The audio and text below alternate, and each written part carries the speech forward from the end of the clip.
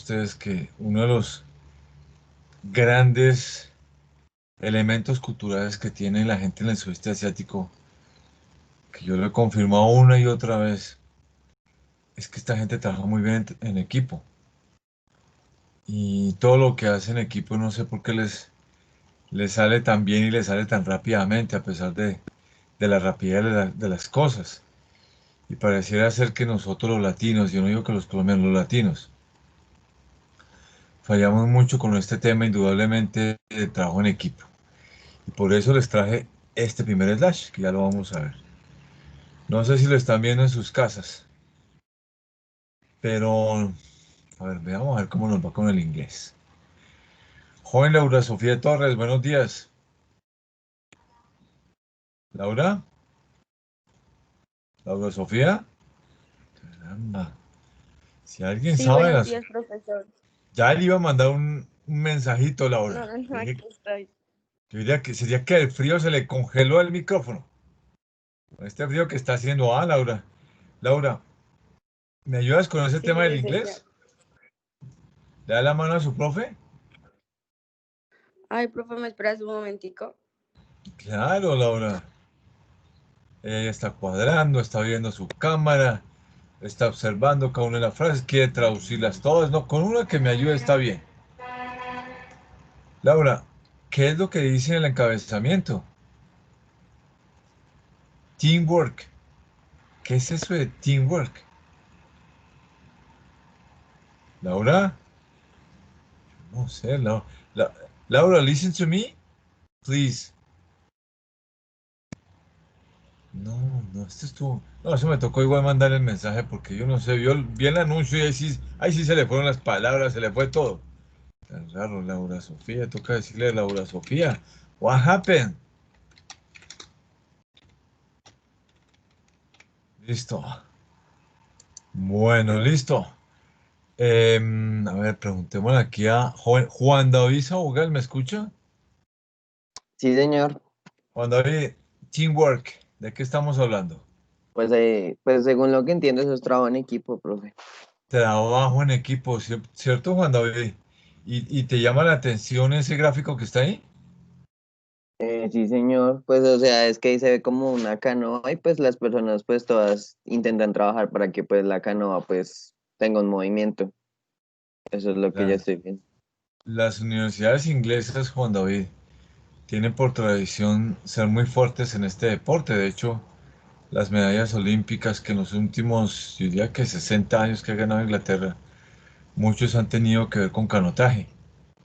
Y si hay un deporte, Juan David, particularmente sincrónico en temas de trabajo, es el canotaje. Para los que hagan o los que vayan a hacer. Si alguien se equivoca en el ritmo, pues simplemente la canoa o coge para un lado o simplemente se frena. Es como si pusieran un freno cuando pasa con eso. Si alguien sabe la suerte de la Sofía, yo no sé, hablamos de inglés y hasta se desapareció, quién sabe qué pasó. Un impacto en inglés. Juan David, de todas esas frases que vemos ahí, ¿cuál te llama la atención que me puedas traducir? Ah, que Eh, nos la, Juan. Sí, la dime. que dice resolver diferencias rápido, o sea, la que es con Q, quickly resolving difference. A ver, no. ¿Cuál de todas es? La Q, la Q, la Q, la Q. Ah, Quickly Resolving Difference. Ah, ok. ¿Y tú cómo la traducirías, da Juan David? O sea, yo lo interpretaría como que las diferencias se pueden resolver pues trabajando, porque pues si no, pues es muy difícil hacer un trabajo y que quede bien. Eso es lo que yo interpreto ahí. Y resolverla rápidamente, ¿cierto, Juan David? Sí, señor. Bueno. ¿Alguna otra frase que te llame la atención, Juan David? No, profe, esa es la única como que entiendo más. O working side beside, la que es con W. Working, Working side by side. Ah, qué bien. ¿Y cómo la traducirías esa? trabajando uno a uno, creo. No sé qué sites, la verdad. Frente a frente, ¿no? El Sí, uno al señor. lado del otro, como diciendo, trabajemos el hombro uno con el otro, cara a cara. Gracias, Juan David. Vale, Gracias, muy profesor. amable. Bueno, fíjense, jóvenes, y vamos a estar repasando. ¿Por qué me llama mucho la atención eso? Porque a veces cuando yo pongo trabajos en equipo, primero veo que cada quien resuelve, que el profesor o quien lea descubra que fue la persona que lo hizo. Igual cuando son grupos de test, yo por eso les digo, pónganlo ahí, pero en el trabajo en equipo cada quien responde por el equipo. Es como lo que estamos viendo el canotaje. Y Juan David pues, nos daba frases muy chéveres porque me dice, mire, profe, quickly resolving difference. Profe, cuando haya problemas, la idea es simplemente resolverlas, no quedarnos simplemente en los problemas. No, es resolverlo, no dejar ese problema ahí. Y cuando vayamos trabajando, espacio a espacio, paso a paso, hombro a hombro, pues hagámoslo en equipo, porque de una u otra manera así es como se resuelve más rápidamente las cosas.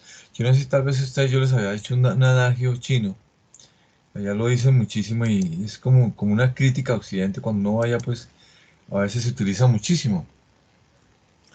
Y los chinos le dicen a uno, mira, cuando usted trabaje solo, usted va a trabajar muy rápido, rapidísimo, y usted le va a coger ventaja a los demás. Pero cuando trabaja en equipo, siempre va a llegar muy lejos. Siempre va a llegar muy lejos. Y si ustedes se dan cuenta, así es la vida. A veces los que empiezan rapidísimo y andan solos o solas, pues sí, llegan muy rápido a todos lados. Pero rara vez llegan hasta el final y con grandes resultados. Bueno, jóvenes, después de esa reflexión y que vamos a seguir trabajando ese slash, nos vamos a poner un poquito en contexto del siglo XIX. Ustedes saben que el siglo XIX fue el grito de independencia. A ver quién me habla del grito de independencia rápidamente. María Camila Cubillos, joven monitora, ¿cómo está? Bien, profe. ¿Qué me puedes decir de ese grito de independencia?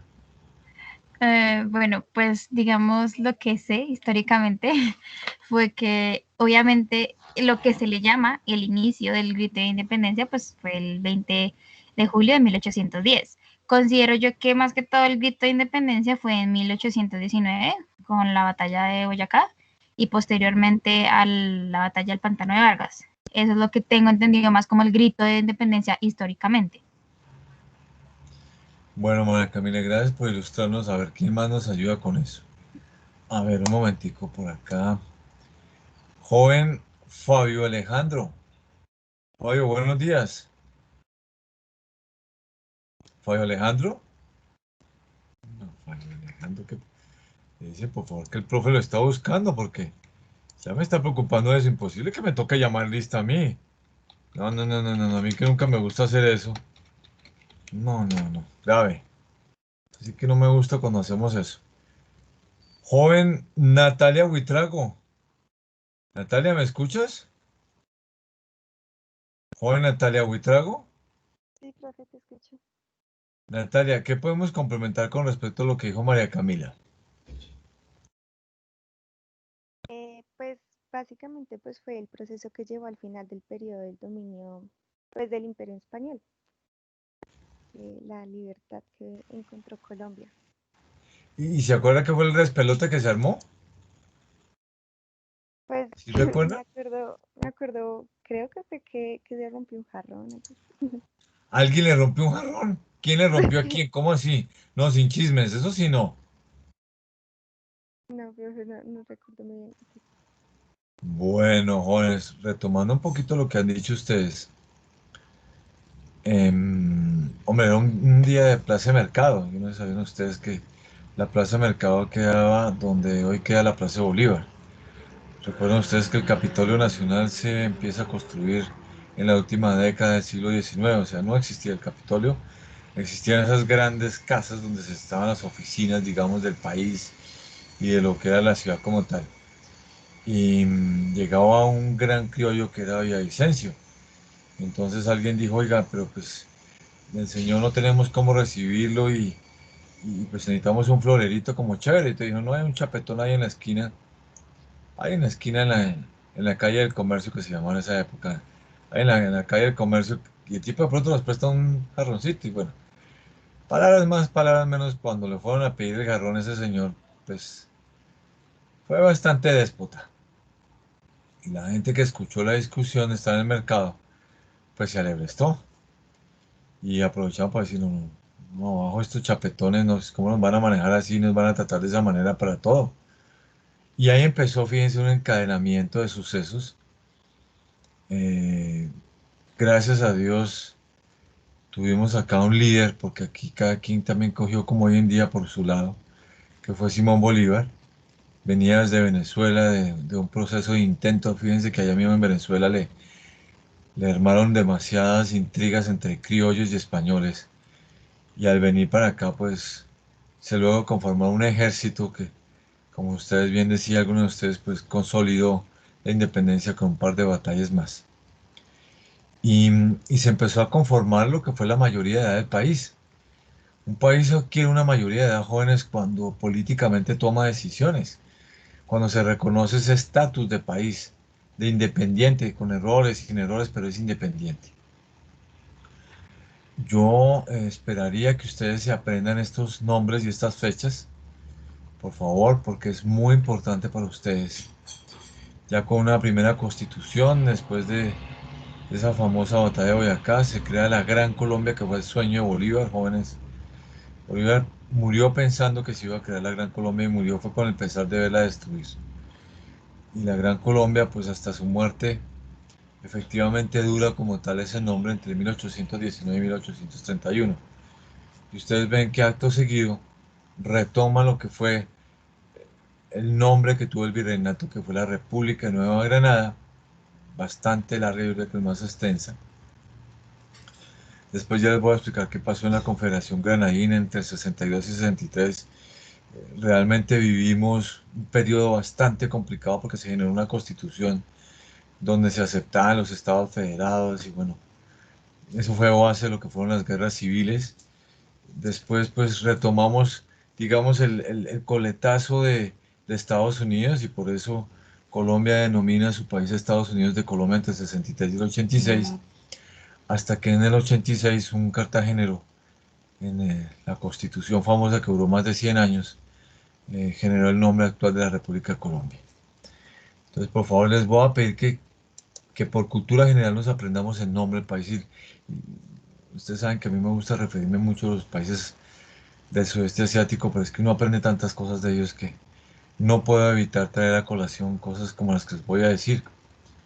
Ustedes hablan con niños de 5 o 6 años y les dicen a ustedes qué pasó con el país hace 1000 años, 1500 años, por lo menos en sus eventos históricos más importantes. Y eso no solamente genera pertenencia a un país, sino es como cuando uno se pone a escarbar un poquito en su familia y conoce el abuelo y el bisabuelo y empieza uno a decir, claro, es que yo venía de este lado y mis abuelos hicieron esto y mis abuelas hicieron esto. Lo mismo en el país, jóvenes. No solamente no nos avergoncemos de nuestra historia, sino que entendámosla. Porque a veces para entender lo que es la dinámica de un país hay que conocer su historia, su evolución y sentirnos pues bien que mal orgullosos de nuestro país, que nos ha dado todo. Y por eso es importante conocer esta historia. Bueno, entonces vamos a ver esta videografía. Para empezar la clase, por favor, yo se las voy a pasar ya mismo por el chat. Nos vamos a tomar unos minuticos. Es un video bien interesante que sé que les va a gustar y hace unas analogías muy didácticas con respecto al tema que vamos a tratar hoy. No sé si ya están viendo la dirección. Le preguntamos a alguien. Joven Ginette Viviana. Ginette, buenos días. Hola, profe, otra vez. No, que tiene Ginette, el que es caballero repite y la que es dama, pues con mayor razón, ¿cierto? Sí, profe, obvio.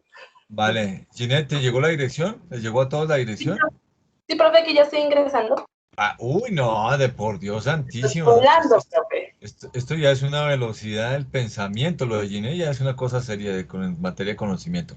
Bueno, jóvenes, por favor, cada quien abre su computador, busca esta dirección y por favor se ve en el video y ya hablamos en unos minuticos, por favor. Ya hablamos, ya estamos. Su profe no se va, pero escuchen tranquilamente en su casa el video. Profe, buenos días.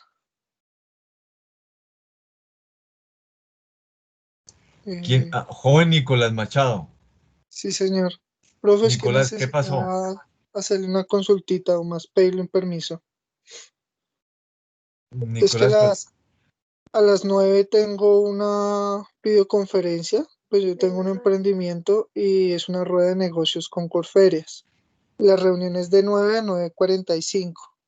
Yo quería saber si hay problema con asentarme en ese periodo de tiempo. No sé si hay alguna actividad en clase o algo para hoy. Nicolás, yo lo único que te pediría es que en ese periodo que te ausentes después escuches la clase que tú sabes que queda grabada. Sí, sí, claro, yo la escucho, si no me refiero si hay alguna actividad o Y nota que después, vayas a sacar nota. déjame, yo termino y yo te cuento.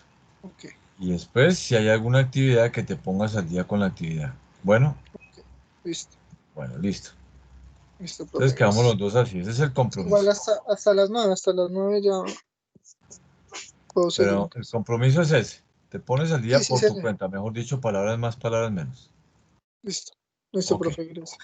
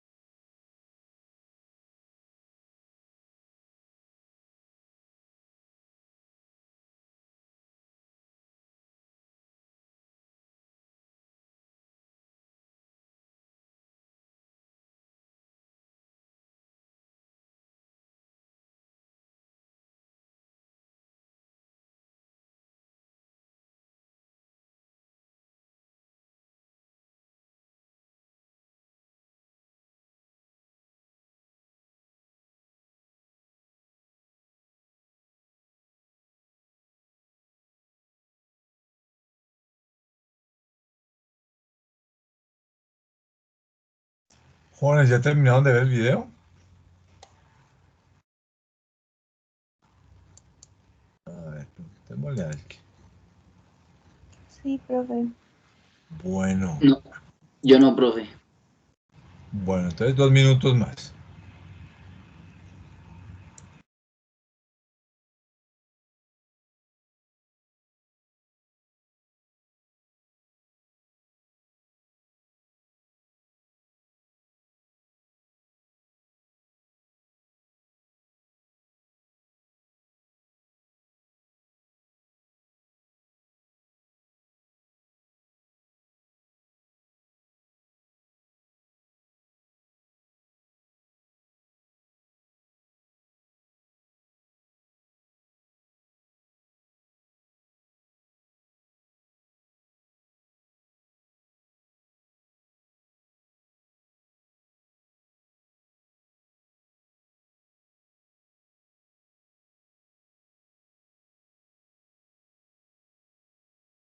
Listo, jóvenes. ¿Quién me hace un resumen de lo que vio y observó? A ver, Paula Alejandra Castañeda, buenos días. Buenos días, profe. Paula, aquí como les decía a sus compañeros, tratando de superar un calorcito que nos está entrando aquí por el medio lado. Pero el conocimiento sigue fluyendo, ¿cierto, Paula? Sí, Vale.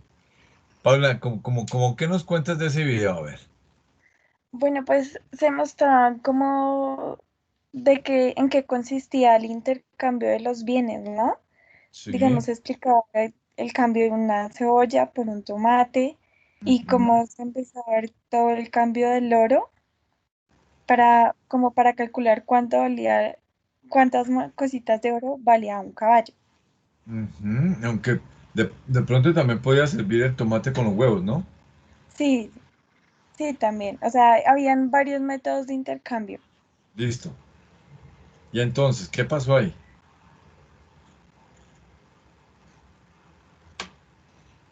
Paula. Pues eh, es que la parte ellos fueron como un banco, o sea, ahí me perdí un poquito.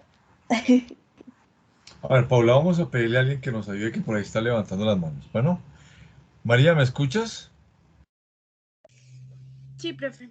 María, tú levantaste la mano de primeras. A ver, María Fernanda, con los Eh, buenos días. buenos días, profe.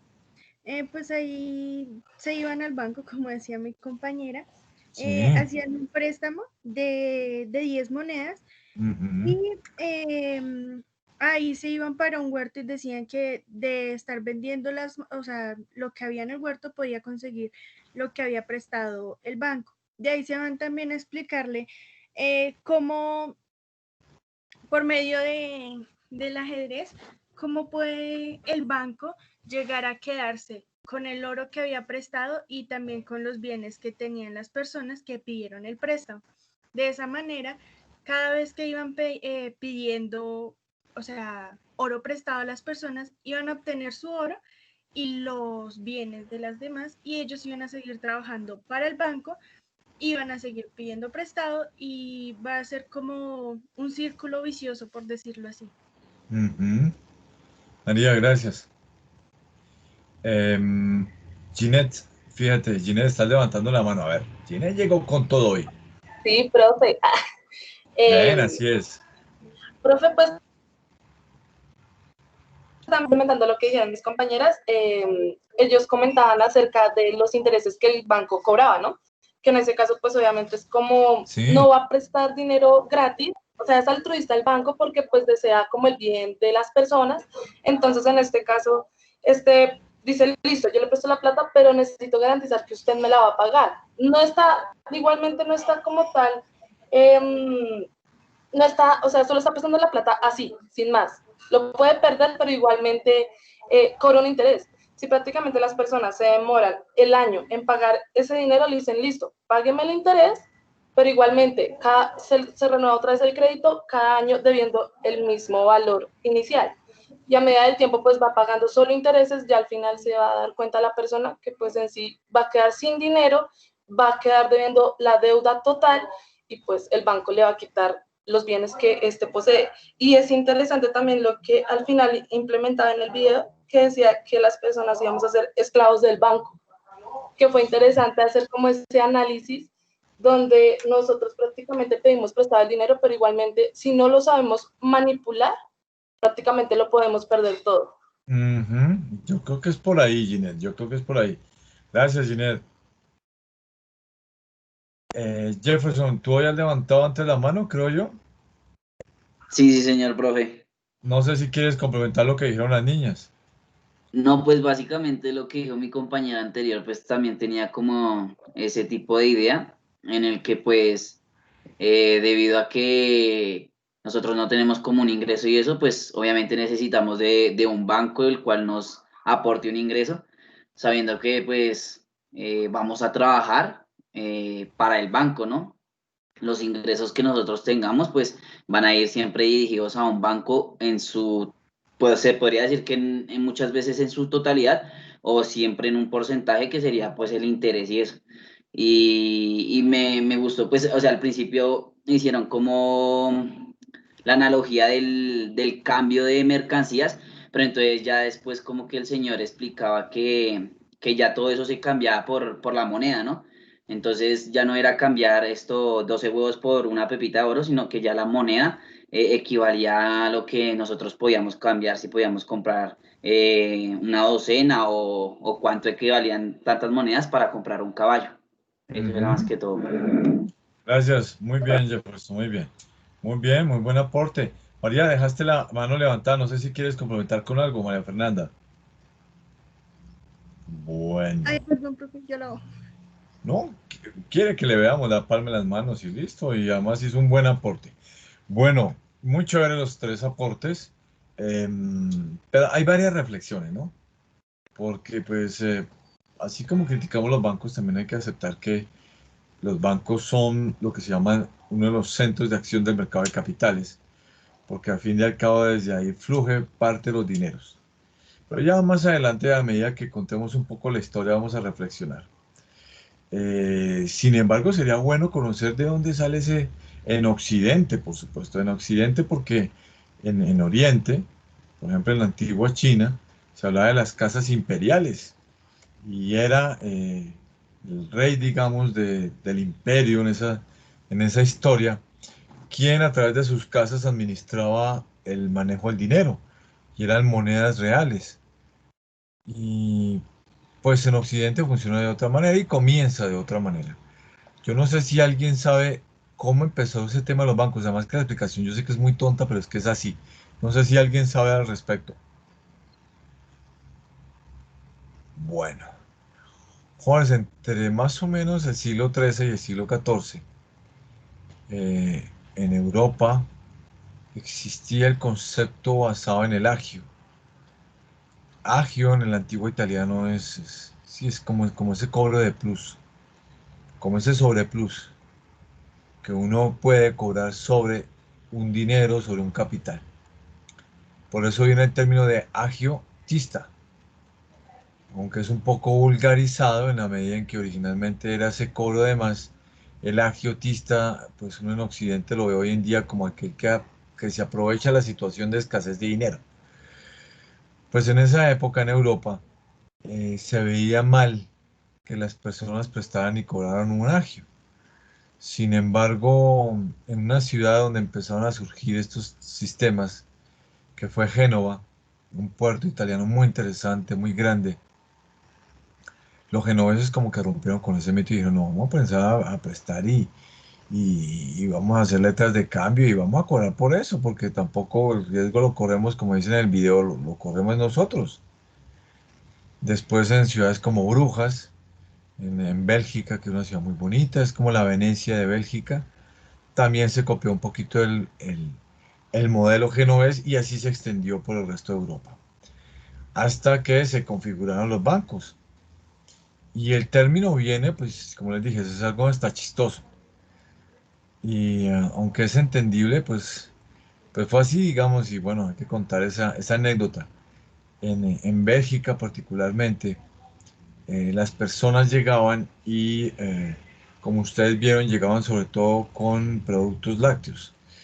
mantequilla, leche y asociados como los huevos. Y el dueño de esas casas, que sería casi como el que vende una casa de cambio hoy en día, una casa comercial, le daba un título de valor por lo que le dejaba. Y eso, ese título de valor lo respaldaba esa casa de cambio. Y donde ellos llegaban y les tocaba esperar, les decía, pues ahí está el banco, ahí quédese en el banco, esperen en el banco sentado.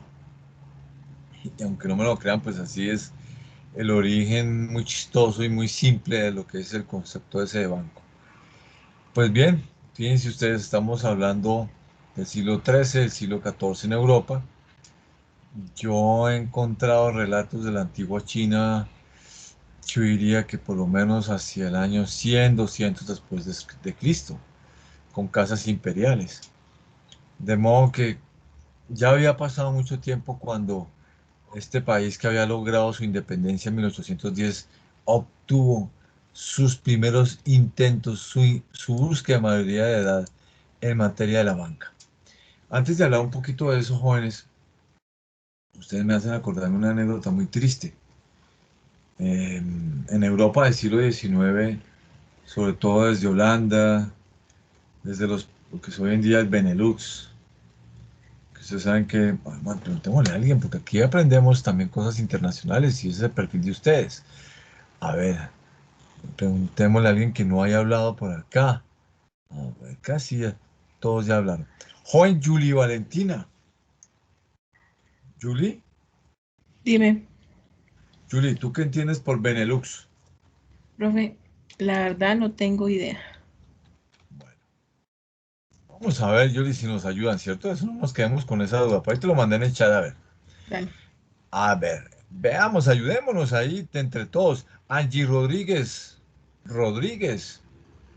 Juan Angie Rodríguez. ¿Me escucha? Sí, profe. Sí, acá Angie, estoy. ¿te le mides a eso del Benelux? Pues la verdad no, profe, no, nunca lo había escuchado. Bueno, listo. Sigamos tocando puertas. Qué caramba. Eso llegamos porque Juan Sebastián. Juan Sebastián Benelux. No, profe, la verdad no. Estaba pensando, pero no.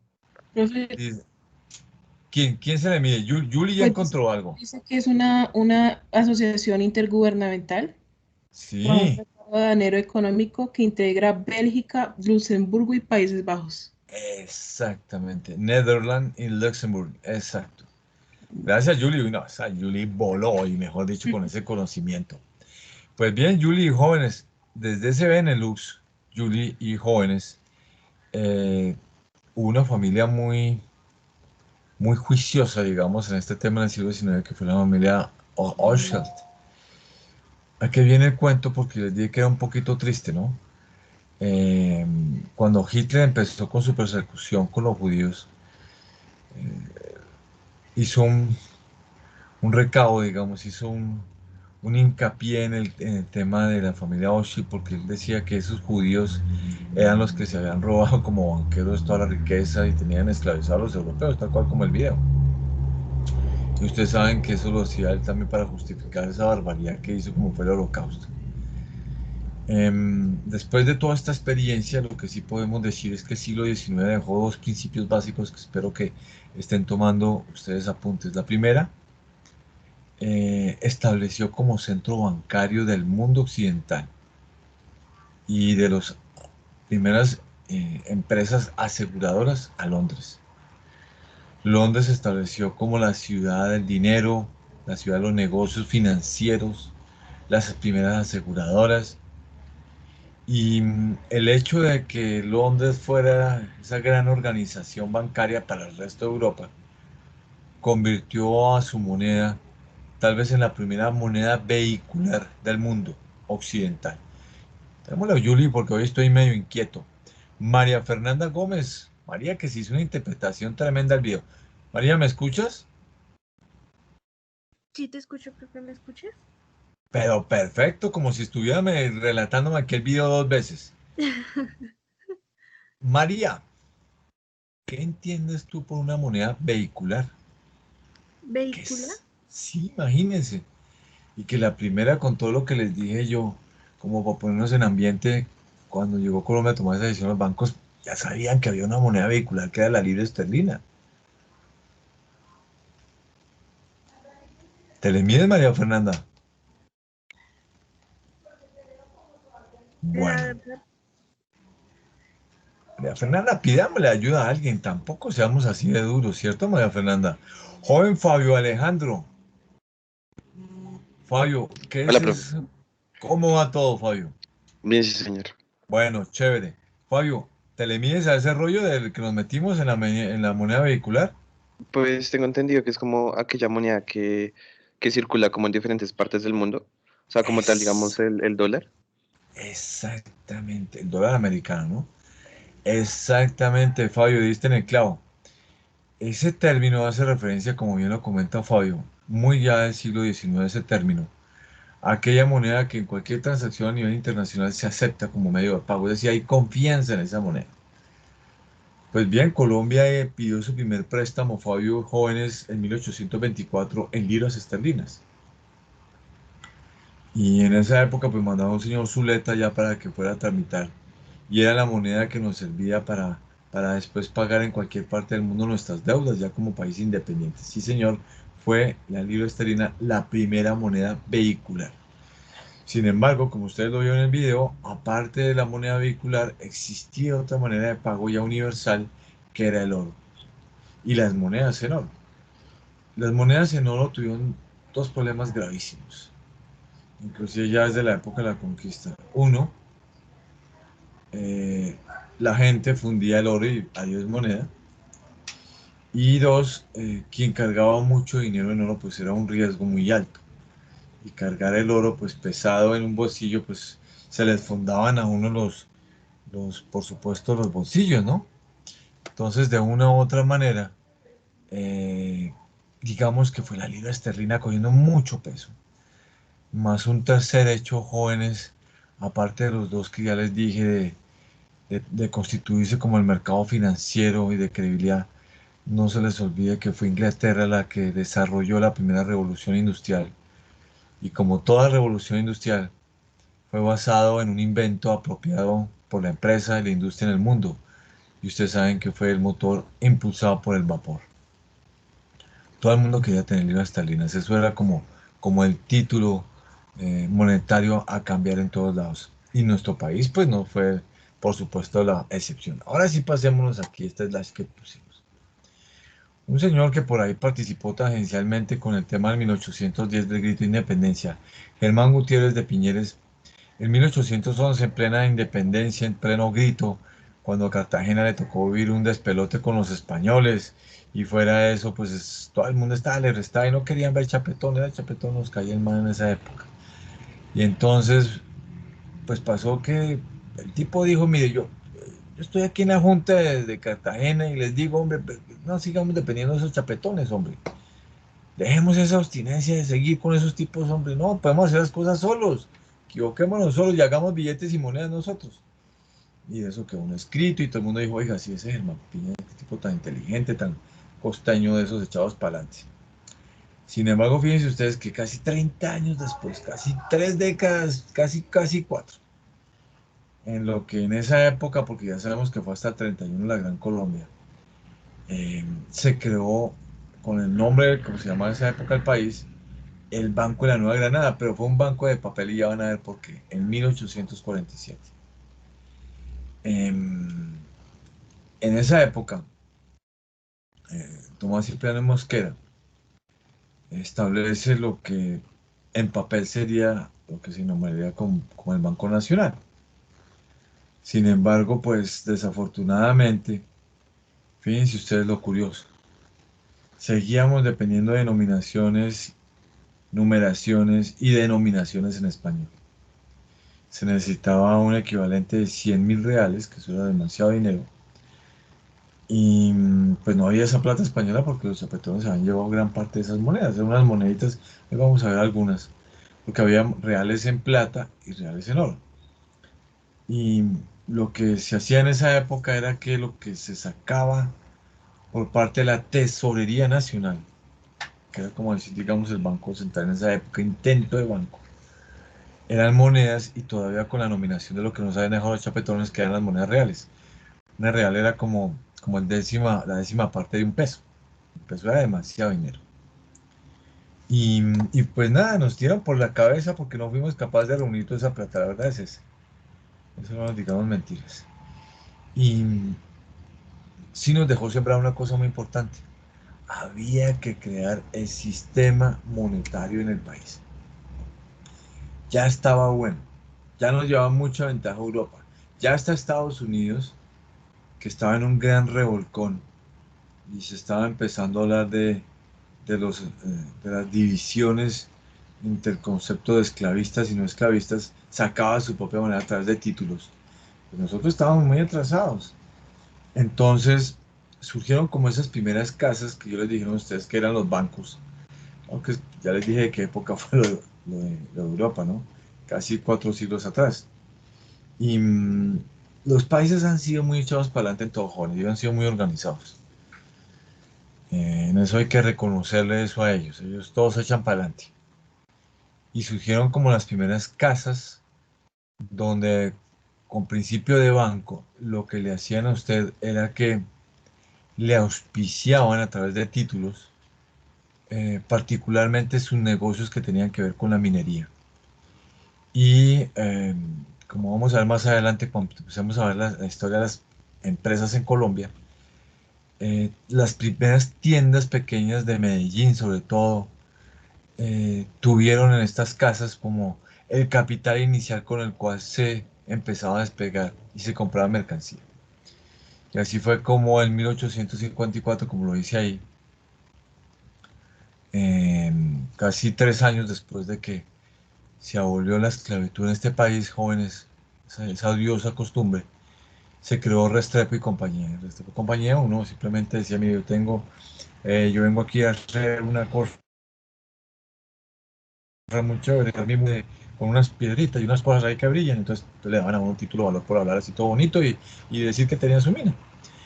5 años después, nuevamente así como los Restrepo fueron muy, muy conocidos en los negocios del siglo XIX, sobre todo la familia Botero Arango e Hijos, en el 59, efectivamente, eh, no solamente crea una casa como tal, sino emite monedas y billetes, que son títulos valores que respaldan un valor. Eso vamos a hablar ahorita de qué es un título valor, porque eso es muy importante. Estas eran las famosas reales, jóvenes. Fíjense que estamos en 1845 y si mi memoria no me falla, estábamos con el nombre de la Nueva Granada. Nos llevamos así como país. Si ustedes se dan cuenta, por un lado tenía el escudo de la Casa de la Corona y por el otro lado algunos símbolos que tenían que reflejar nuevamente lo que era la corona española como tal. La costumbre de tener los escudos de la familia es muy español, jóvenes. En Portugal también, si ustedes van o han estado, saben que las casas que pertenecieron a familias ilustres y muchos chapetones que vinieron aquí, ellos lo primero que hacían era mandar poner la efigie de su escudo de la familia. Y eso pues reflejaba un poco la historia de lo que ha sido la familia como tal. Bueno, muy bien. Y después de lo de el señor Restrepo y la familia Botero, yo les decía a ustedes que recuerden que entre el 61 y 63, pues tuvimos una etapa muy complicada en este país, porque digamos que la consolidación de los partidos políticos conservador y liberal, aunque generó, digamos, un bipartidismo y unos argumentos propios de cada concepción ideológica, pues también dio al traste un poquito con la formación del país, porque en la Constitución del 63 de Río Negro les dio por crear un país federado, entonces casi que países apartes del país. Y yo creo que ahí empezamos a perder en parte Panamá, jóvenes, porque esa independencia también dio para que el país a nivel central se quedara muy difícil manejar las provincias o no visitarlas y darles prioridad a otras. Y en medio de esa constitución se creó el patrón oro. Démosle a alguien a ver qué es eso del patrón oro. ¿Será que el oro se volvía el patrón de uno que mandaba sobre uno? Vamos a ver. Joven Jefferson Enrique. Jefferson, ¿a qué te suena el patrón oro? Jefferson Enrique. Sí, sí, señor, profe. Uy, no, la verdad, no me suena, profe. ¿No le suena? Vamos a ver qué hacemos, Jefferson. Pidámosle ayuda a alguien porque cómo no vamos a salir solo los dos de esto. Por favor, sí. Sí, claro. Ahora, volvemos a intentar, Jefferson. Laura Sofía. Laura, ¿me escucha? Caramba, esa Laura, ¿qué le pasaría hoy? Pues sí, sí, te escucho. Laura, ¿nos ayudas con lo del patrón oro? ¿A qué te suena eso? No, pues no, la verdad no, no sé, profe. Bueno, listo. Vamos a buscar ayuda, Laura. Qué caramba. Angie Rodríguez va al rescate nuestro, Laura. No te preocupes. Angie, después Jefferson. Angie, cuéntame, ¿eso del patrón oro a qué te suena? Pues profesor, tenía entendido que eso del patrón oro era como un sistema monetario en el que el valor de la moneda se determinaba más que todo en la cantidad de oro. Entonces, como que se divisaba que el poseedor de, es que cómo decirlo, que el poseedor de los billetes fuera como respectivo a la cantidad de oro, Sí, como ese señora. tipo de conversión. No, lo estás explicando muy bien, así fue. Muy bien, muy bien. Para ahí complementar un par de cosas, pero ya el profesor que es cositero complementa cosas chiquitas, pero lo explicaste muy bien.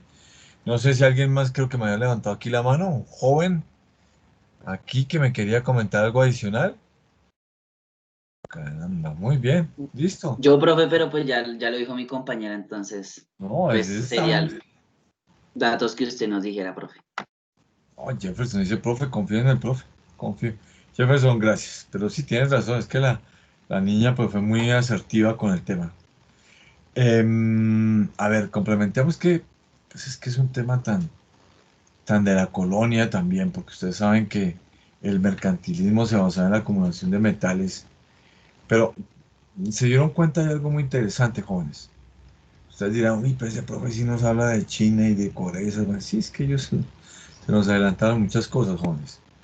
Las casas imperiales también muchas veces se les fue la mano en la emisión de monedas, aunque ya les gustaba mucho era la plata. Les sigue gustando mucho la plata. Y el oro era muy propio de los emperadores, entonces era como de las casas y de los techos. Y ellos tuvieron su primera hiperinflación en el siglo XIII, imagínense, como 1270 más o menos. Sin embargo, sin embargo, en el caso de Occidente se dieron cuenta que los bancos, cuando emitían mucha moneda y había mucho circulante, muchos billetes, muchas monedas, la gente estaba dispuesta a pagar más por un artículo. Si hay escasez, pues no tanto, pero si hay mucho, y los comerciantes, los empresarios, pues se dan cuenta de eso y todos los días le suben precio a las cosas. Entonces, cuando emitían demasiado dinero, eso generaba presiones inflacionarias. Está en el caso de Europa, estamos hablando más o menos del siglo XVI y XVII, y para corregir eso,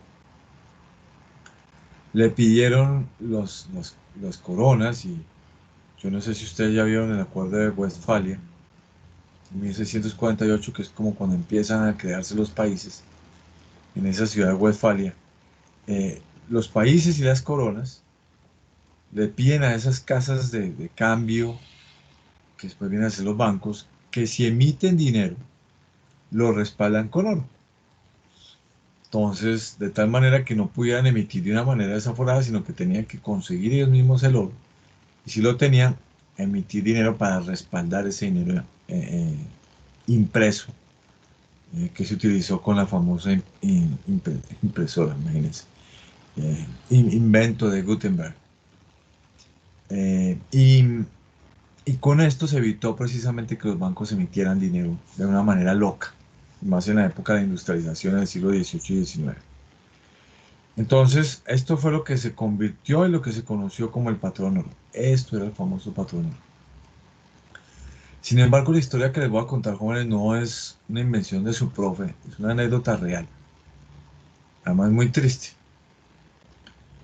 Eh, Todo el mundo sabe lo que fue la guerra de Vietnam. Pidámosle a alguien, qué caramba. Juan David, ¿te le mides a eso de la guerra de Vietnam? Uy, profe, no me acuerdo bien. Bueno, llámale la ayuda a alguien, ¿sí o no, Juan David? También todo uno no va a saber todo. A ver, Ginette que llegó volando. Ginette, vamos a usar de ese conocimiento que te trajiste hoy tan sobrado. No, profe, Ay, pero ahí me mató. la corché, uy, no, imposible, eso no puede ser. Me mató. Bueno, Ginette, pidámosle la ayuda a alguien más. Alguien tiene que ayudarnos, ¿sí o no? María Fernanda Gómez. María, cero y van tres, a ver. La guerra de Vietnam. No, profe, Hu- estoy... ¿Habría guerra en Vietnam? Esa sería la pregunta que tendríamos que hacer. El profe nos está pidiendo y de pronto yo estoy todo el tiempo haciéndose las paces y usted pidiendo es que guerras. Joven Angie Rodríguez. Angie, cuéntanos. Pues, profe, la guerra de Vietnam fue, pues, en parte como una resistencia contra América que pues se dio para impedir la reunificación de la parte de Vietnam bajo un gobierno comunista. Bueno, estuviste Básicamente. muy cerca. ¿Y tú sabes más o menos de años? ¿O de periodos? ¿O de décadas que haya pasado eso? Sí, tengo entendido que estuvo como entre el 50, como entre los años 50 y 70. Sí, señora. Bueno, un poquito más de 70, ¿no? Eh, no, Angie está imbatible hoy, ¿no? Pero voy a tratar yo de complementar eso. Efectivamente, no se les olvide que estamos en plena Guerra Fría. Y ustedes como futuros internacionalistas, pues ojalá, como ustedes se dan cuenta, esta clase yo trato de meterle eventos propios, antiguos y pasados, porque sé el perfil de ustedes y a su propio le gusta mucho la historia, la verdad. Y de la historia uno aprende mucho. Bien lo dijo Angie, a finales de los años 50, bueno, Estados Unidos se había tratado de organizar y todavía recibía coletazos de la Segunda Guerra Mundial, sin embargo, había salido muy fortalecido de la Segunda Guerra Mundial, gracias al Plan Marshall en buena parte. Y estábamos en Guerra Fría. No olvidemos, recuerden ustedes que Estados Unidos conformó la OTAN, en asocio con Europa, y del lado de Rusia, que ya era la URSS, conformaron el Pacto de Varsovia, que les dio pie para generar una serie de invasiones de hecho, no de derecho, sino de hecho. La más famosa de pronto por su barbaridad, aunque para mí todas fueron bárbaras, la de Checoslovaquia en el año 67. Y 10 años antes, efectivamente, en plena Guerra Fría, jóvenes, eh, pues el comunismo que estaba como sistema y el Pacto de Varsovia que estaba como sistema estratégico militar, apoyan una facción, digamos, en Vietnam que está a favor del comunismo como sistema político. Y tratan de invadir toda la mitad hacia arriba de Vietnam. Algún día les contaré, yo estaba en ese país y pues la verdad que quedé asombrado, porque fue un país que salía de las ruinas. Estuve en el famoso Museo de la Guerra y bueno, tremendo. Y, y en ese orden de ideas, pues la reacción, digamos, de Occidente fue atrás de Estados Unidos y la OTAN. Pero fue Estados Unidos quien tomó, quien se apropió de ese conflicto.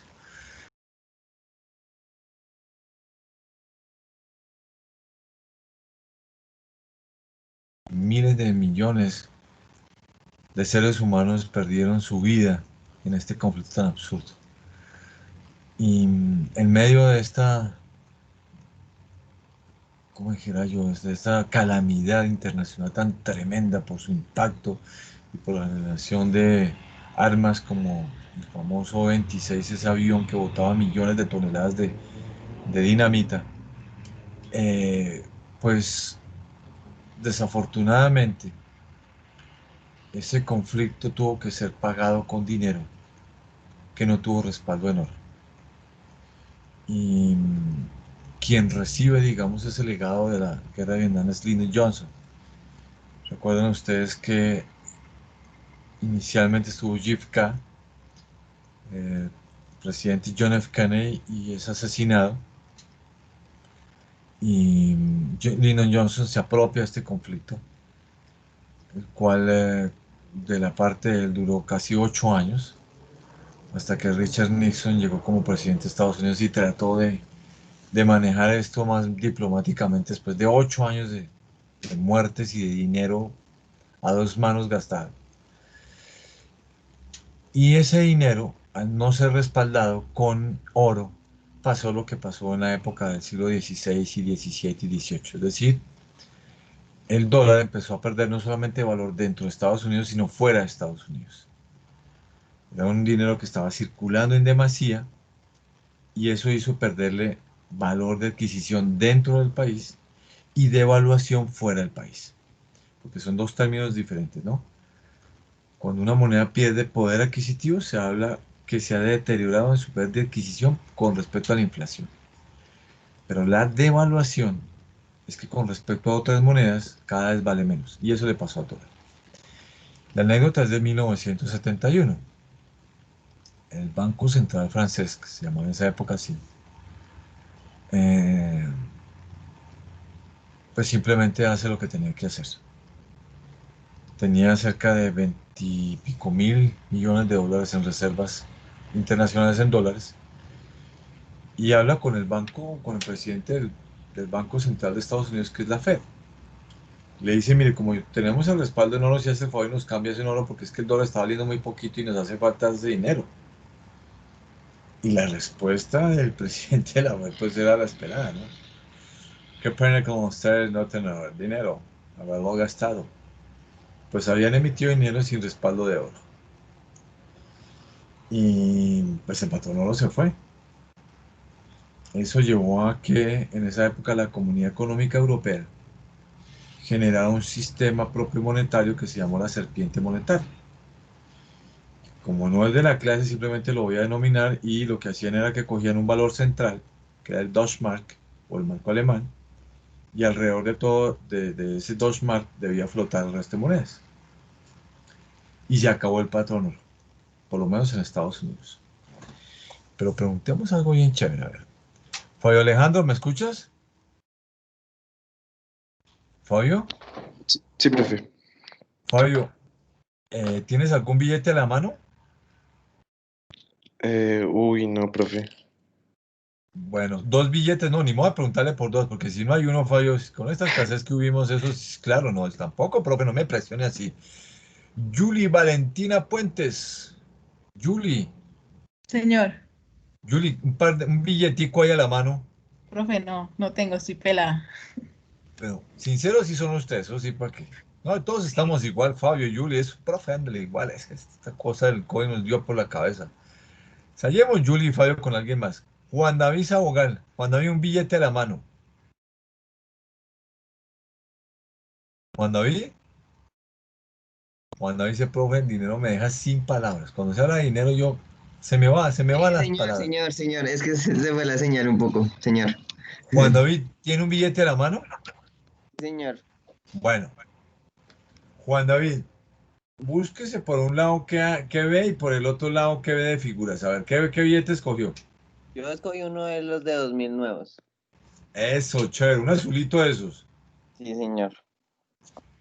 Juan David, ¿qué aparece por un lado y quién firma eso y aparece el término de oro por algún lado? O sea, ¿hay respaldo de oro con eso?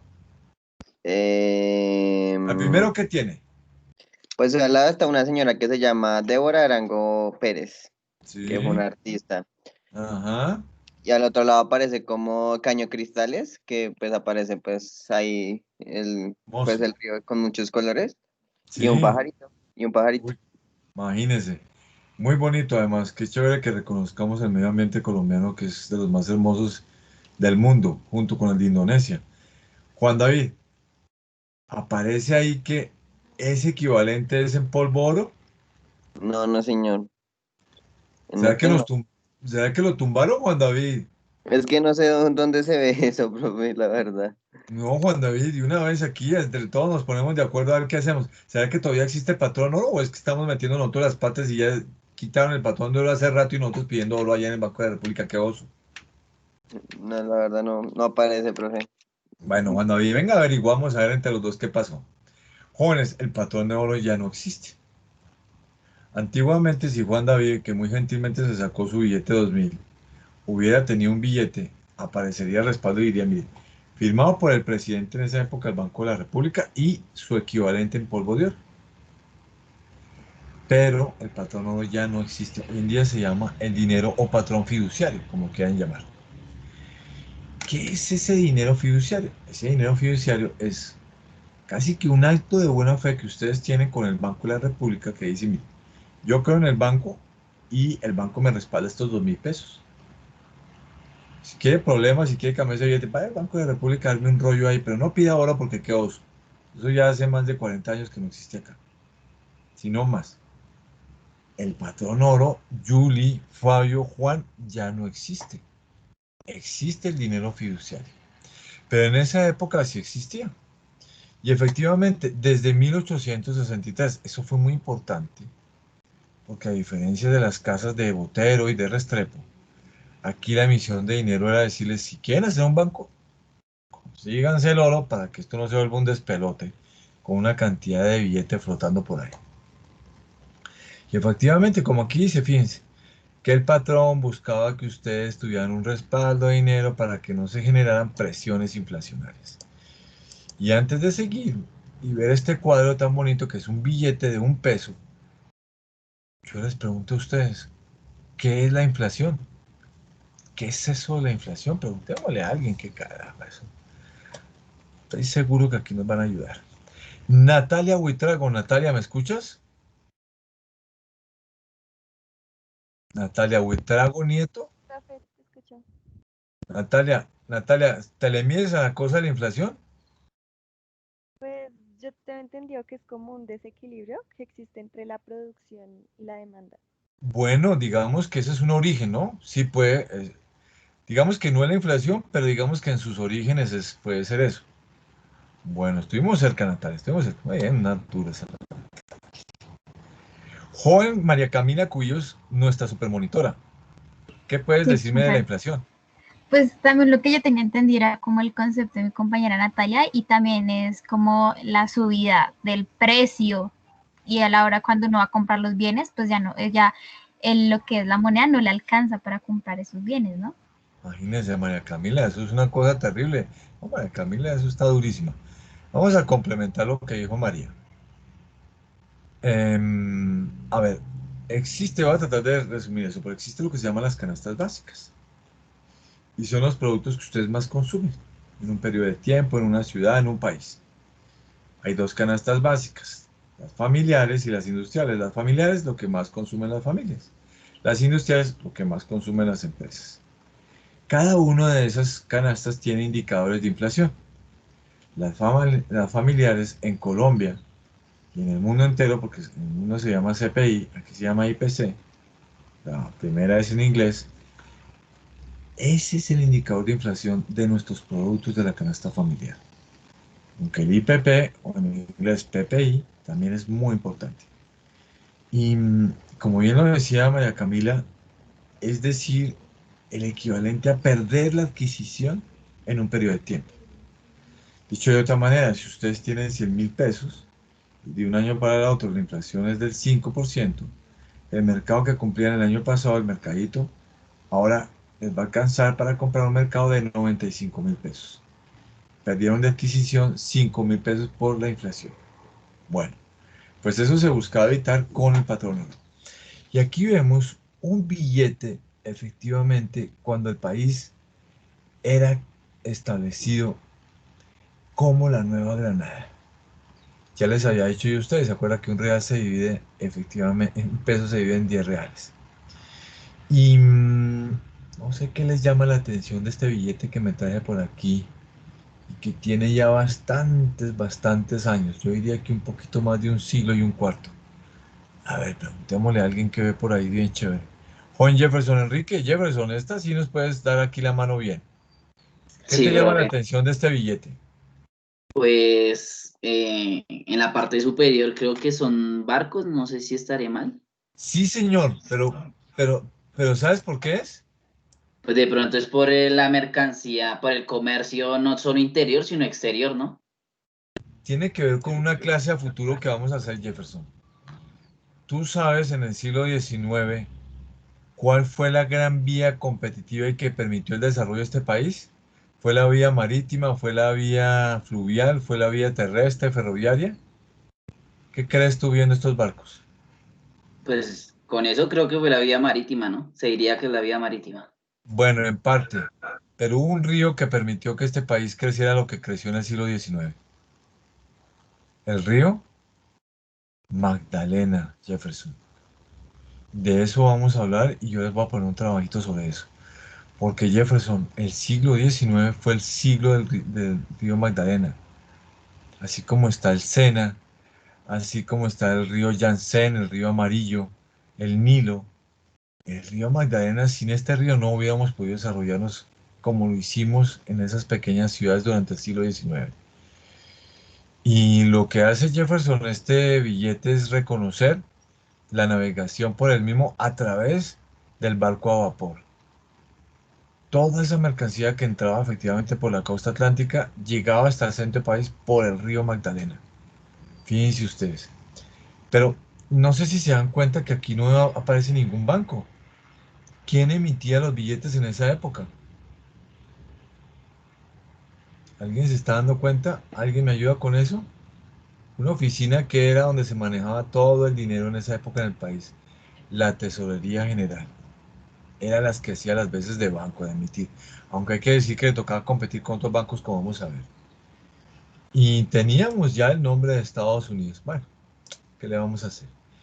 Y otra cosa, ¿quién firmaría este recuadro? Vea, wow, dos próceres importantísimos de la historia del país.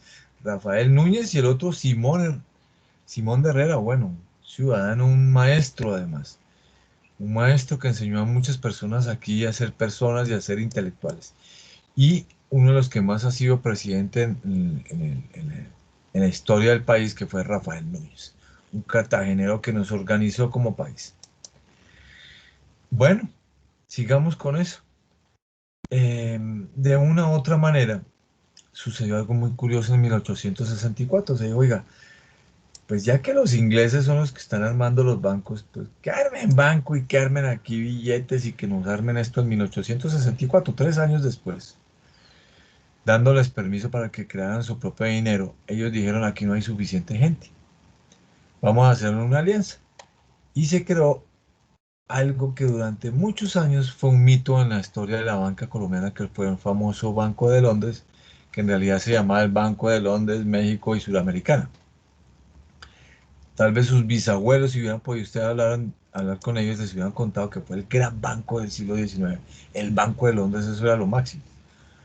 Bueno, sin embargo, jóvenes, sin embargo, el banco que cambió aquí la historia del país como banco privado se llama el Banco de Bogotá. El Banco de Bogotá. Y ese banco en la ciudad de Bogotá, que yo diría que hasta los años 90 fue el banco más importante de este país, fue creado en 1870. Así como les dije que se aprendieran el nombre, por favor, del país de 1819 en adelante, por favor, esto es muy importante. El primer gran banco del país fue el Banco de Bogotá. El primer intento de banco en este país fue el Banco de Nueva Granada. En 1863 se exigió el patrón oro. Este banco cambió las cosas. Fíjense que ese banco desde esa época, desde el 70, podía, como siempre eran los bancos, crear sus propios billetes y hacía operaciones de depósito. Usted puede crear su cuenta bancaria, pero también le prestaban plata y le cobraban por esos préstamos. Que eso fue un gran cambio que lo había intentado hacer el Banco de Londres, pero no hubo muchos depositantes. Banco de Londres, se me olvidó decirles, a los 3, 4 años tocó cerrar y el Banco de Bogotá retomó ese mercado y esa ilusión de mucha gente por tener sus cuentas bancarias y bancarizarse. Me estoy adelantando un poquito la historia porque es que este banco cambió el mito de la vida y en el 1938 creó Almaviva. ¿Alguien sabe qué es Almaviva? Que cambió la historia de los bancos y posiblemente las materias primas en este país. A ver, preguntémosle a alguien. Joven Natalia Huitrago, nuevamente aquí haciéndole yo preguntas. Natalia, ¿me escuchas? Sí, profe. Natalia, ¿alguna vez escuchaste el nombre de Almaviva? No, profe, la verdad no. Eso que uno va por también, oye, ¿tú qué opinas de Almaviva? No, no, bien, tal. ¿Nada? ¿No le pasó No, eso? no. Caramba. Natalia, ¿tú has salido de Bogotá hacia Tunja por tierra? Sí, Bueno, cuando uno va pasando el famoso castillo de Barroquín, que perteneció a una persona que fue presidente de la República, si tú miras hacia la izquierda, viniendo de Tunja, lo ves. Y si miras hacia la derecha, ves como unas torres grandísimas. Natalia, eso fue Almaviva. Imagínate. Y fue tan importante, Natalia, que todos los alimentos que quería almacenar, guardar y le daban a uno un título, como un chequecito a cambio de eso, se almacenaban ahí en esas bodegas de Almaviva. En esa época, pues imagínate, 38 Almaviva quedaba lejísimos. Eso quedaba muy lejos. Y no solamente eso, Natalia, con este sistema se le garantizó a los campesinos la compra de sus cosechas y a cambio les daban unos títulos que tenían un valor. Eso lo hizo el Banco de Bogotá, Natalia, imagínate. Bueno, no, Natalia dice, profe, tremendo. Yo sí escuché eso en Transmilenio, pues que me dio pena comentarle. Un año antes del famoso 9 de abril, que espero que hablemos de eso también, un año antes ya tenía más de 100 sucursales, es decir, era el banco que más cobertura tenía en el país. En 1967, cuando el país estaba instalando sus primeras torres de comunicación allá en Chocontá, este banco da un paso inolvidable para la banca colombiana. Crea su primera sucursal, creo que fue el primer banco del país que creó su sucursal fuera del país, con capital nacional. Y fue en la famosa ciudad de Panamá, cuando Panamá pertenecía a los Estados Unidos. Bueno, estaba arrendado. Más o menos 7 años luego, en 1974, un año antes de la crisis del petróleo mundial, se crea su sucursal en Nueva York. Este fue el banco nuestro hasta los años 90. Este era el banco de mostrar, el banco que jalonó. Lástima que después, si tenemos tiempo, hablaremos cómo llegó la familia Mikkelsen y bueno, eso tuvo un gran golpe. Sin embargo, fíjense ustedes algo para terminar ya. Y es que, Profe, yo tengo una pregunta. sí señor, ¿quién me está preguntando? Yo, Miguel Rodríguez. Joven Miguel, Profe, cuénteme usted, por favor. o sea que cuando usted dice que con el capital del país, o sea, ellos sacaban la plata de acá y la prestaban en Panamá, Eso es trabajaban con la una, plata de acá. eso es una muy buena pregunta, Miguel, eso es una muy buena pregunta. Miguel, em, Panamá, voy a tratar de no extenderme, ustedes me perdonarán. Miguel, Panamá fue el primer país dolarizado del mundo. ¿Tú sabes qué es dolarizar? Sí, profe, que su economía, la moneda es el dólar. Creo que ahorita Eh, Ecuador está así, si no estoy mal. Varios países, San Salvador, por ejemplo. Lo que hacen es que los medios de pago nacionales, en esa época Ecuador era el sucre, y en 1997 toma esa decisión. Dice, todos los sucres convirtámoslos a dólares. En esa época hicieron una conversión de 25.000, 26.000 sucres por un dólar. Entonces, lo que hacían era que cogían tu cuenta bancaria y el equivalente, si tenías 1.000.000, pues lo dividían dentro de 25.000 y eso eran los dólares que quedaban en tu cuenta.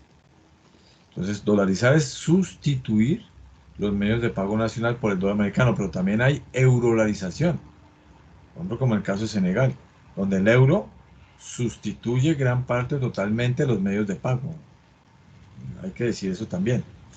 Bueno, entonces Miguel me hace una pregunta y dice, profe, ¿y entonces los medios de pago? Bueno, allá voy yo.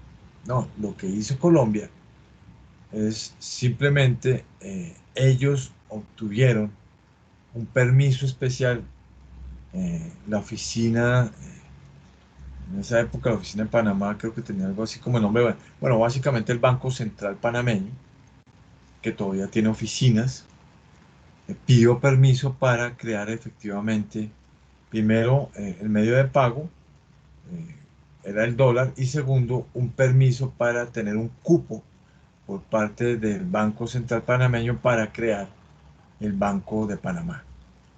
En buena parte lo que eran las operaciones, en esa época creo que ya la familia Mikkelsen tenía algunos manejos del banco, si mi memoria no me falla, y el manejo monetario y los permisos de depósito estaban dados en esa época por el Banco Central de Panamá.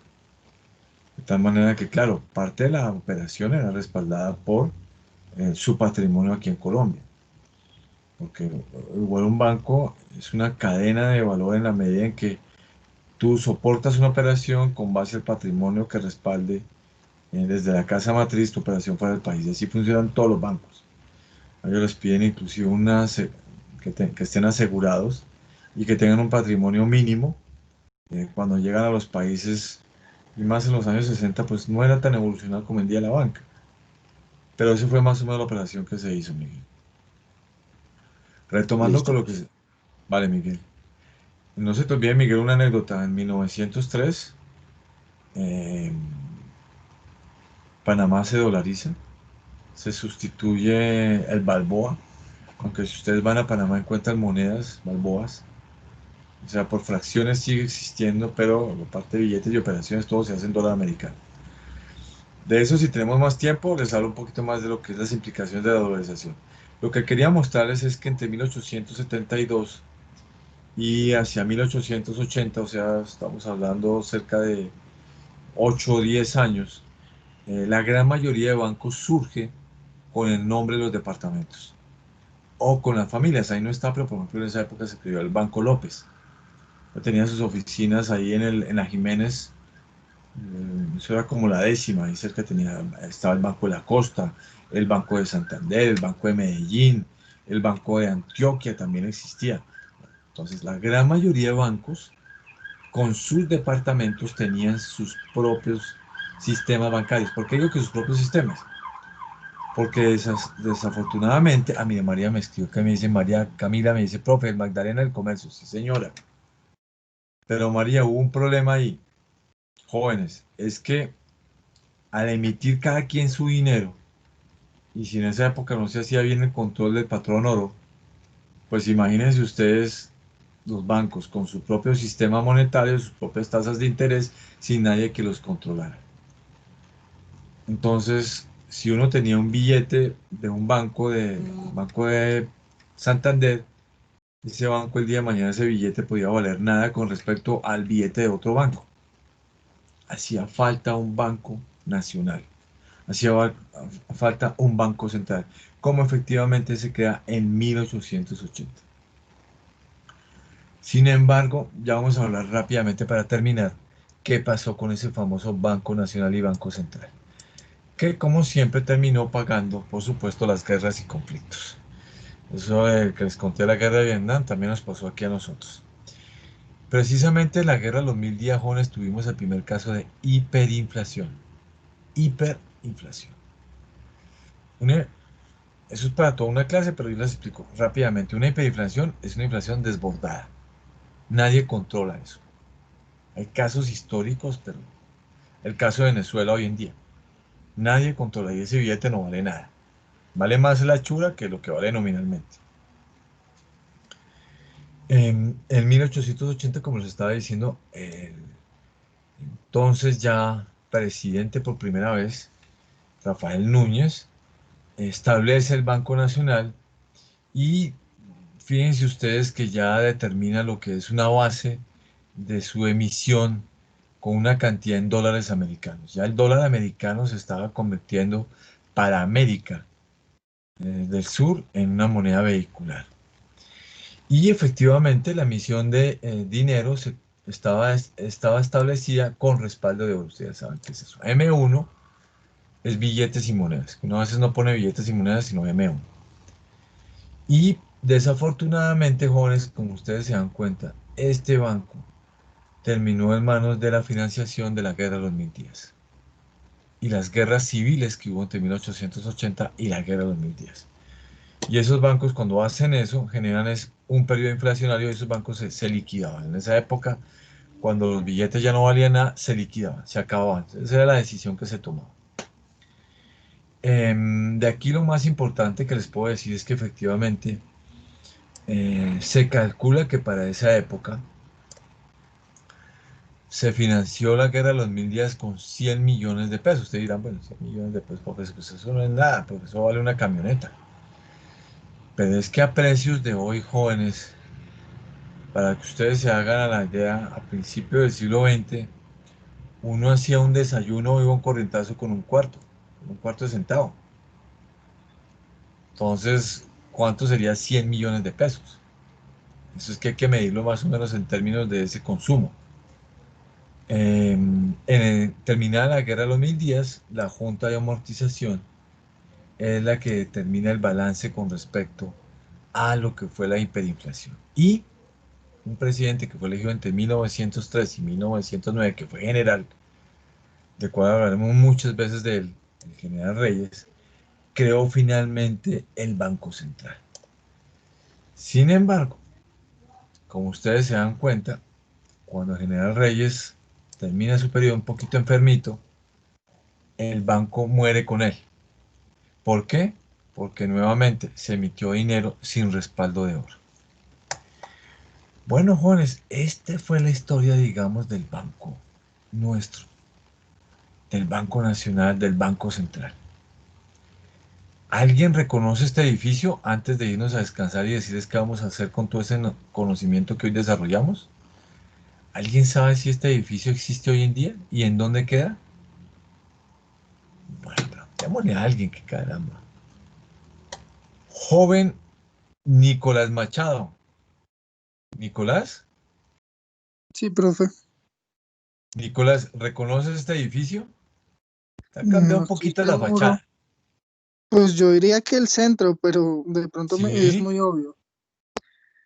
No sé, pues por la Jiménez hay muchos edificios así, no sé si es cerca de la Jiménez de la estación. ¿Cuál estación? ¿De qué? ¿Cómo? ¿De qué nos estás No me hablando? acuerdo cómo se llama esa Pónganos en estación. contexto. La ¿Será la que queda por estación la del Museo del séptima. Oro? ¿De No sé. Transmilenio me estás hablando? Sí, no, pero no el Museo del Oro, sino la que queda sobre la séptima en la, Séptima con Avenida Jiménez. Estación creo, del Oro. O del Museo del Oro. Frente a la Universidad del Rosario y al lado del edificio del Banco de la República. ¿Sí? no sé, yo creería que sí. Bueno, vamos a ver, No Nicolás, a mentiras, ver. no, sí, no, ¿No? no sé, sí, Bueno, sí, sí. vamos a ver, joven Nicolás, a ver cómo está eso. Joven Julie Valentina, ¿qué se le mide ese edificio o no? No, profe, yo soy más montañera. Yo apenas conozco las cuadras de mi casa. Bueno, Julie, está bien. Sí. Joven Juan David Sabogal, después de esa respuesta de Julie, ¿qué nos queda a los dos averiguar dónde queda ese edificio, Juan David? Y si existe, de pronto ya lo tumbaron. Tengo entendido que queda en la séptima con 13. Casi, 16 con casi. séptima, 16 con séptima, perdón, profe, 16 con séptima. 16 con séptima, bueno, casi le pegan. ¿Alguien más? ¿Alguien más quiere decirme dónde queda ese edificio? Si es que existe, uno nunca sabe, Juan David. ¿Alguien más quiere medírsele? Bueno, jóvenes, este edificio fue construido cuando se creó el famoso Banco de la República. Ya hablaremos de eso. Pero fíjense que una de las grandes fallas que tuvo el sistema bancario durante 100 años fue que todos los bancos creaban su propia moneda y cada quien hacía su despelote monetario. Pues bien, en 1923 llegó aquí un americano alemán, el señor Kemmerer. De eso hablaremos más adelante. El señor Kemmerer dijo, mire, no hagan esas pendejadas, hombre, no hagan eso, no hacer pendejadas, hacer cosas bien hechas. ¿Qué hicimos? Creamos el Banco de la República, joven Juan David, único banco que podía emitir dinero y el resto se les quitó esa costumbre de crear sus propios billetes y se organizó la política monetaria en ese país. Y le crearon este edificio tan bonito que si ustedes se dan cuenta, queda más o menos entre la carrera octava y la carrera novena en la avenida Jiménez, en el costado sur. frente de otro hermosísimo, hermosísimo edificio que antes fue la gobernación de Cundinamarca. Hoy en día está un poquito reformado. Y si ustedes ven, esta viene siendo la Jiménez, ahí por donde estoy pasando, todo esto es la Jiménez. Y esta es la carrera que hoy en día, en esa época, pensaban muy en grande y las ciudades tenían avenidas muy grandes. Después esta parte de acá pasó a ser las oficinas centrales del Banco de la República. Las puertas eran originalmente acá, como están en el edificio, pero después las abrieron acá. Ese edificio es muy lindo y el Banco de la República funcionó muchísimos años ahí por esa carrera. Entonces, este fue el primer edificio que tuvo el Banco de la República. Y sí, señores, existe un poquito cambiada la fachada, muy lindo, muy hermoso, porque aquí, cuando se construía y se hacían cosas tipo europeo muy bien hechas. De verdad que nuestros creadores urbanísticos entre los años 10 y los años 40 hicieron de esta ciudad una cosa hermosa. Tanto así que fue considerada como la Atenas suramericana. Juan María Camila, ¿cómo nos fue con esta clase hoy? Aprenderíamos algunas cosas, ¿cierto? ¿Qué Sí, creen? claro, profe. Sí, pero entre todos ustedes, porque yo aprendí de todo lo que me dijeron. Fabio me dijo, Jefferson, Nicolás, Julie, Angie, Natal. No, eso fue impresionante. No nos olvidemos, María Camila, antes de irse su profe, y por eso está en rojo, que el único, de los únicos bancos, digamos, que todavía subsisten, y es uno de los grandes bancos de este país, fue creado en 5 años después del Banco de Bogotá, María Camila, el Banco de Colombia, que hoy en día conocemos como Banco Colombia por una unificación que se hizo ya hace unas décadas atrás entre BIC y Banco de Colombia. Fue creado en 1875, esas fechas sí no se las olvide. 1870, el Banco de Bogotá. 1903, el Banco Central hasta 1909. 1880, el Banco Nacional. 1847, el primer intento de banco, el Banco de la Nueva Granada. 1863, el Patrón Oro. Bueno, pues bien, ya saben ustedes que gracias a que se creó el Banco de Colombia, tenemos una banca muy moderna desde esa época y sobre todo con la visita del señor Kemmerer. Por último, y para irnos a descansar y decirles qué vamos a hacer con este conocimiento, finalmente fue Rafael Núñez el que dijo, mire, de ahora en adelante, el Banco Nacional va a ser el único que crea moneda. Lo que pasa es que muy poca gente lo obedeció. La verdad se los digo que eh, yo he tratado de buscar esa ley, esa norma, pero los bancos siguieron funcionando con monedas propias casi hasta la guerra de los 1010. Y con eso financiaron la guerra de los 1010 además. Bueno, joven María Camila, pues lo que yo les iba a decir simplemente es que les traigo una cantidad de bibliografía y videografía. O sea, todo lo que les dije está en todo esto. Si no les gusta leer, pues ven sus videos. Ojalá en todo caso tengan ese hábito de la lectura. María Camila, hoy en el término del día les voy a mandar un workshop para que retomemos el sistema bancario. María Camila, creo que en 8 días tenemos parcial, ¿cierto? María Camila, joven monitora, ¿me oye? Caramba, yo dije lo de parcial y ahora sí hasta mi monitora se le fue el sonido.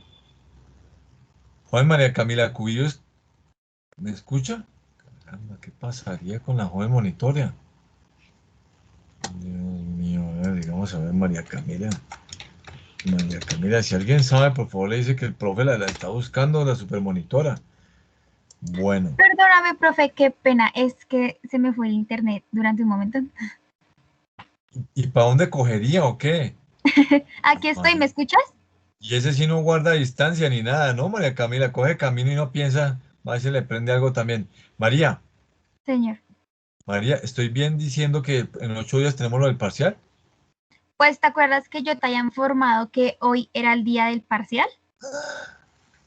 Por eso, menos mal que nos acordamos que como era hoy, lo vamos a dejar para hoy en 8.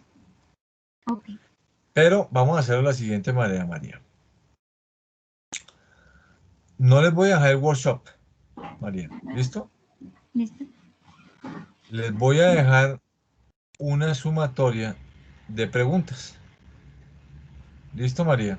Sí. Y las indicaciones de cómo resolver eso y estar pendiente si las preguntas de hoy en 8 días va dentro del workshop. Dicho de otra manera, el workshop es el parcial, pero a cada quien, de acuerdo a lo que les voy a decir, le va a corresponder una o dos preguntas mínimo para que hoy en 8 días, sin estarme leyendo, sino habiendo preparado la respuesta, me responda. Y con eso sacamos en parte una parte de nota del parcial.